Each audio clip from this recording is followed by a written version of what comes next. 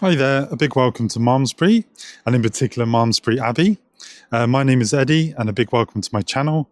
So if you like my videos, feel free to like and subscribe. So yeah, today I'm going to tell you about a monk who tried to fly and how Christianity sparked a rise in science and invention. Right, so here goes. Our story begins in the early 11th century in the ancient Christian monastery of Malmesbury Abbey in Wiltshire, England. This was more than a place of prayer. It was a centre of learning, of scholarship and intellectual curiosity. One of the brightest lights of Anglo-Saxon England. In this quiet community lived a monk named Eilmer. He wasn't a saint, he wasn't a bishop, he wasn't even famous in his own lifetime. But he did something that made him one of the earliest recorded pioneers of human flight. According to the medieval historian William of Malmesbury, Eilmer had read the ancient legends of Daedalus, the man who built wings to escape Crete. But for Eilmer, this wasn't mythology, it was an engineering challenge. He constructed wings, likely made of wood, fabric and feathers, and climbed to the top of a tower at the abbey. Now this abbey here, I found out the other day, is not the actual abbey. This was built, about 50 to 100 years after the original abbey, which was likely made out of wood, that actually burnt down. I found this out the other day when I actually recorded this video, and I went in there and I spoke to a lady about the abbey. But anyway, she's saying that the abbey was made out of wood and it probably wasn't quite as high as this. So yeah, he constructed wings, likely made of wood, fabric and feathers, and climbed to the top of the tower of the abbey. He wasn't being foolish. He believed God had given humans reason and creativity, gifts meant to be used. Pause for effect. And then, he jumped. And he flew, and he glided, and he dropped, and he flew, and he glided, and he dropped, and then he broke both his legs. Ouch. And as you can imagine, he never tried to do it again. Good that he learnt his lesson.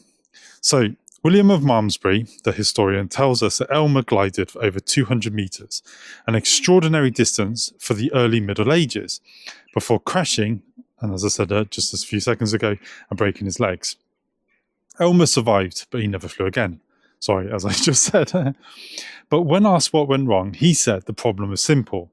My wings lacked a tail. In other words, he understood stability, aerodynamics and balance, nearly 1,000 years before modern flight science. So to us, a monk stepping off a tower with a homemade wing sounds bizarre, but Eilmer's world was different from the stereotypes many people have about the so-called Dark Ages.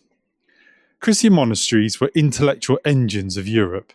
They preserved ancient Greek works, they copied scientific texts from Rome and Alexandria, they studied astronomy, I can never say that word, for calculating Easter, experimented with water-powered machines, built clocks, and pioneered architecture.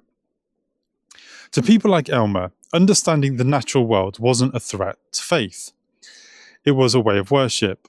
God created an ordered universe, then studying that order was part of discovering his brilliance. Eilmer's flight wasn't just a quirky medieval story, it represents something bigger. A long tradition of Christian curiosity that helped shape the world of technology and science. Here are just a few of the ways that Christianity planted the seeds for the scientific world we live in today. Point number 1. A rational, ordered universe. The Bible taught that the universe is not chaotic or governed by laissez-faire gods, but created by a rational lawgiver. This gave rise to the belief that nature itself has laws, which can be observed, measured and understood. Point number 2. Monasteries as research centres.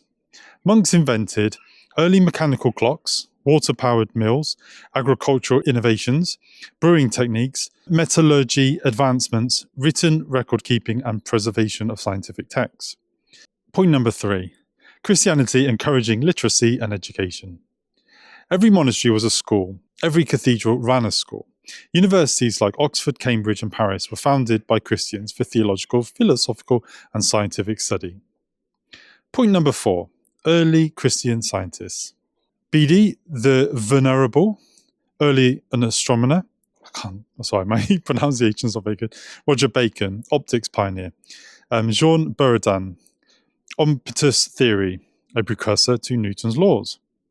Christian thinkers laid early scientific foundations centuries before scientific revolution. Point number 5. The scientific revolution's Christian roots. Many of the great scientists were devout Christians. Newton, Kepler, Pascal, Leibniz, probably pronounced that wrong, Faraday and Maxwell. They saw science as uncovering God's design. Eilmer never flew again, but his experiment, dangerous as it was, symbolized something profound. He lived in a faith tradition that believed the world was intelligible, the humans were creative image bearers of God, and that curiosity was not rebellion but discovery. In many ways, his failed flight is a success story, the natural outcome of a Christian culture that encouraged learning, questioning, and experimenting. 1,000 years after Eilmer leapt from the tower at Malmesbury Abbey, humans really did take to the skies, and in 1969, we walked the moon. The journey from Eilmer's wings to spacecraft wasn't a straight line, but it grew from the same soil a belief that the universe is knowable, that human creativity is a gift, and that exploring God's world is part of what we were made to do.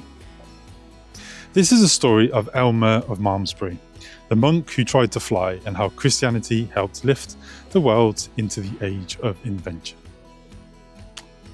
Anyway, thank you. I hope you enjoyed today. I hope you enjoyed seeing this beautiful ancient abbey and a lovely town of Malmesbury here in the Cotswolds in Malmesbury, England. Anyway, thank you for watching. God bless you. And hopefully see you in the next video. Goodbye.